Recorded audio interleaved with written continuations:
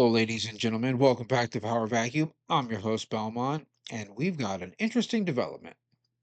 As you can see from the headline here, Polygon reports that Fortnite maker Epic Games sued over deceptive item shop timers. Epic Game was fined in the Netherlands for similar claims. I find it interesting that Fortnite's being sued because to date, Fortnite's never really lost a lawsuit with the exception of the Federal Trade Commission settlement, which some people say a settlement is a loss. But that was over the child online protective something, the COPPA, something child online privacy protection act, I think is what it is. It's been a while since I read the story. I just remember COPPA, so that helps me remember it a little bit. But they were fined, I think the settlement was for $520 million, 275 of which were a fine, right? Is my math right? I think that's right. I'm gonna have to fact check me on that. It's around those. I know it was a $520 million lawsuit settlement, and I want to say about 275, 280 million. I think it was 275 was the final number. Was a fine. The rest was the payout for the COPPA violation, but they've never lost a lawsuit as far as being sued and having to actually, you know, pay damages. A settlement never makes it to the lawsuit stage. That's the whole point of a settlement. But as I said, a lot of people consider that a loss. But let's see what this is about. Two parents, on behalf of their children, are suing Epic Games in a proposed class action lawsuit over deceptive practices employment on a massive scale in one of the world's most popular video games. That's Fortnite. First off, two people, that's one party, okay? So two parents on behalf of their children. Is this two separate sets of parents? Maybe they'll get into it, but that's not class action. It's not what a class action lawsuit is. They probably don't understand, or maybe they're trying to start one. But maybe I should continue reading before I input on this. Per the complaint, the lawsuit, which Polygon has reviewed, was filed Wednesday in a San Francisco court. It cites research claiming that Fortnite's item shop creates an illusion of scarcity that triggers FOMO, or the fear of missing out, in kids playing the game. The plaintiffs are looking to the court for class action status. Okay, there we go. Essentially, the plaintiffs take issue with the shop's refresh timers. Here's how the lawyers explain. But when their countdown timers expire, Fortnite's item shop products did not disappear or return to full price. They remained available for purchase, often at the same purportedly discounted rate for many days or even weeks at a time. This was an unlawful scheme, fake sales with made up expiration times and deceptive and illegal under state status prescribed unfair and deceptive trade practices, which prohibit misleading advertisements concerning the reasons for or existence of price reductions and representing that items have characteristics or qualities they do not have. Numerous courts have found that fake countdown timers like Epic's run afoul of these and similar prohibitions. Sir, can you cite precedents? Saying numerous courts is hearsay. That doesn't mean jack shit. Because if you're not allowed to have fake prices and fake countdown timers, then every company that engages in Black Friday sales or every company that engages in Christmas time limited sales, doorbuster sales, early bird sales, all of them are guilty. Because if you look at the price of items in the summertime, near the end of summer, before season picks up, they are equal to or cheaper than most Black Friday deals. So September and October are often referred to as the hike months when prices hike up 20 to 30% higher. So that way during November, December, they can put them on sale back to the price they were previously and give the illusion of a tremendous discount. This is well known in the retail industry. It's well known in many industries, actually, not just retail. And it's obviously a violation of whatever law this guy's citing, although he didn't cite a law, he didn't cite precedents. I don't think they're gonna leg to stand on. I don't think they have standing in this case because this is not something new. countdown timers that continue or exist, because you could go click on the sale and it could straight up have a single line of dialogue or a single line of print that says, "We've extended the sale." Boom, loophole. They're out. They're free. Who gives a shit? Like, this is something I don't get, because you can't be claiming that this is illegal when every major industry that makes money does something similar to this. I've never heard of it illegal. False advertising is not illegal in the United States, so I don't know what they're talking about. It's something that we all wish was illegal, but it's not. So, um, let's see. Not exactly that Epic Games is creating scarcity with its Fortnite skins, but that at times the Fortnite refresh counters aren't always accurate.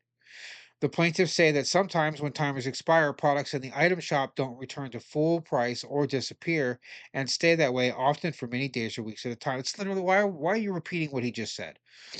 An Epic Games spokesperson provided the following statement to Polygon. Well, before I even read this guy's statement, I'm going to guess. Yeah, that can happen. That can just happen. It's a digital marketplace. Nothing's perfect. But let's see. The complaint contains factual errors and does not reflect how Fortnite operates. Last year, we removed the countdown timer in the item shop, and we offer protections against unwanted purchases. This include Yeah, that's a result of the COPPA law and the Netherlands lawsuit.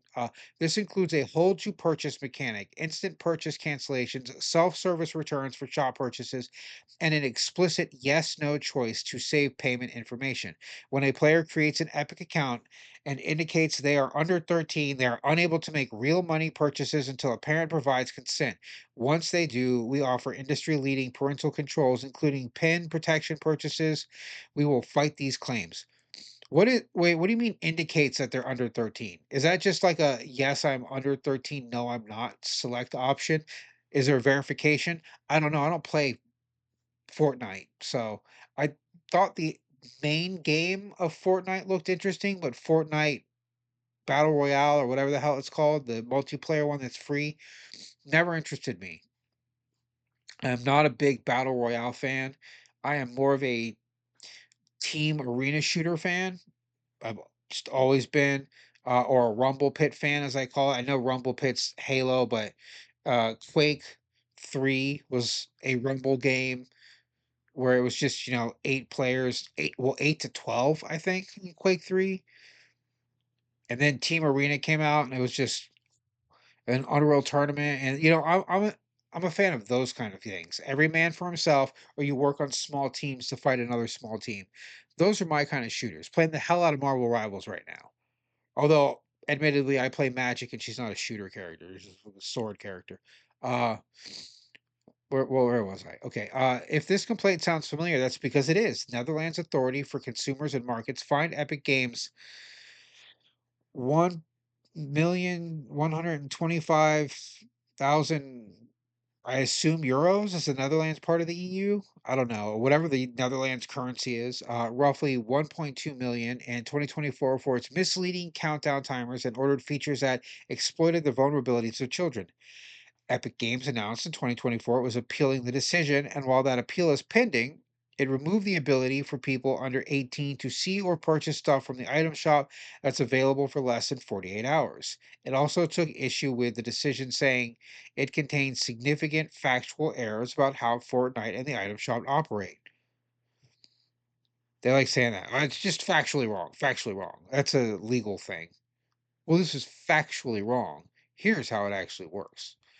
Uh, the month prior to the 2024 fine, Epic Games did not make changes to its item shop, where it changed how it displayed the item timer and added the date that an item will rotate out of shop to an item's description.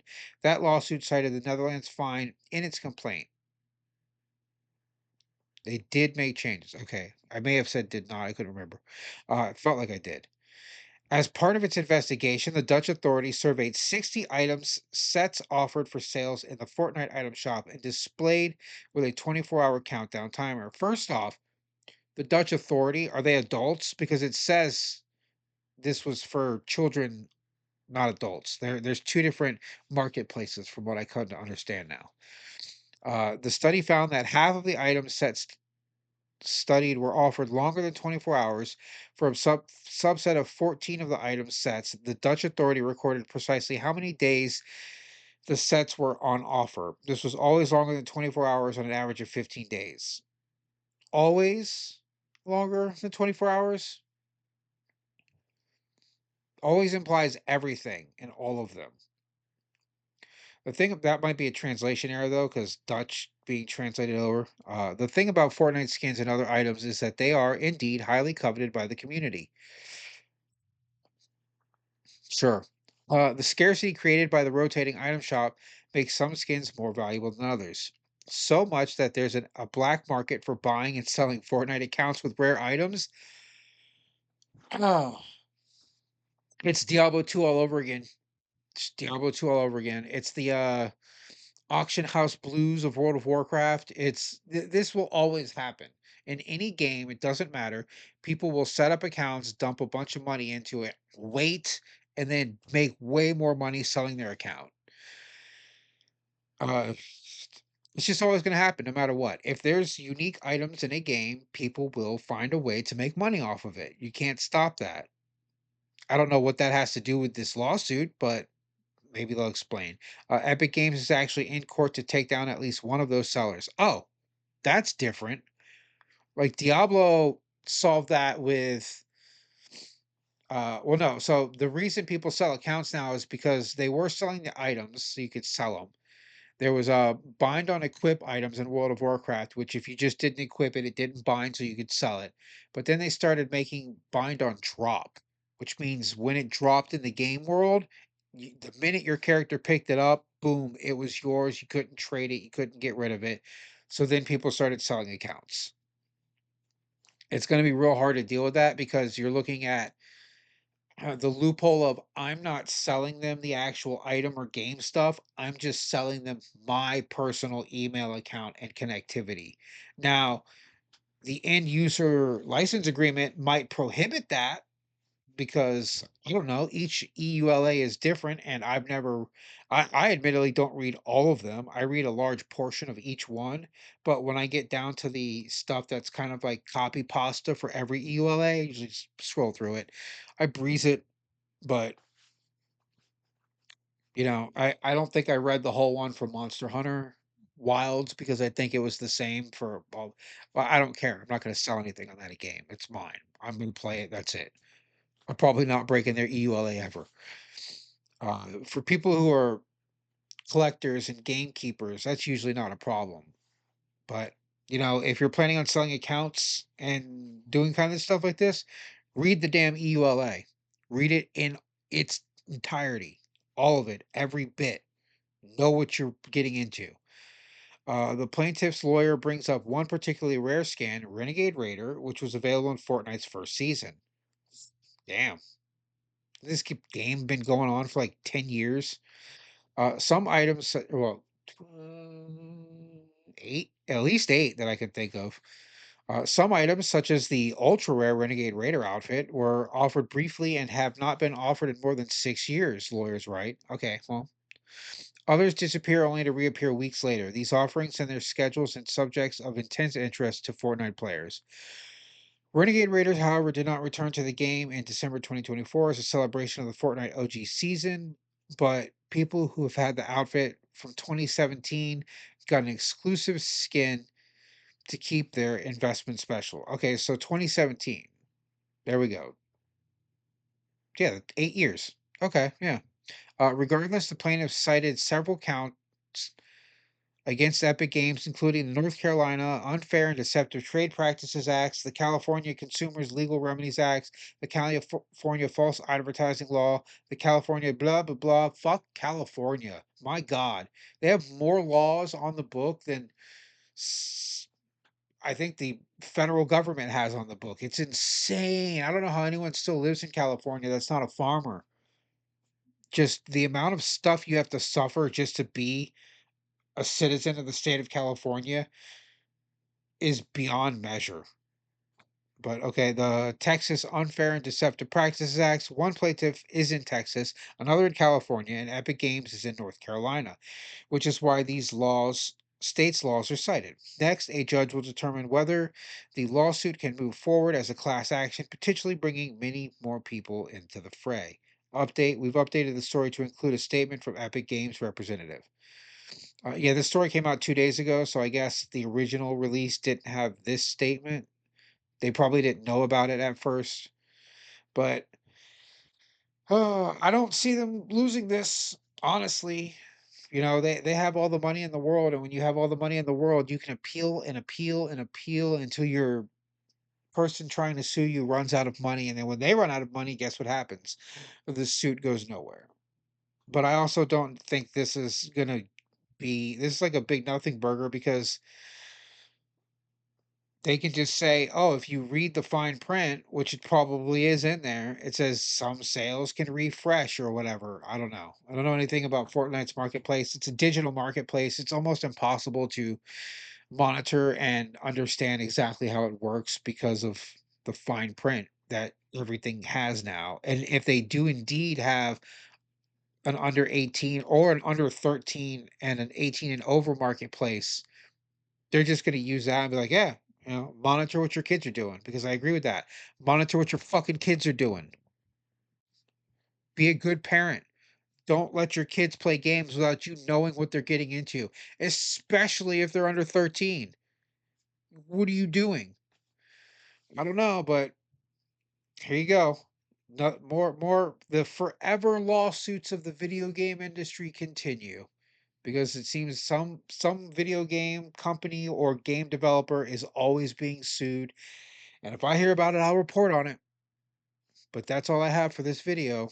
This is your host, Belmont, signing out.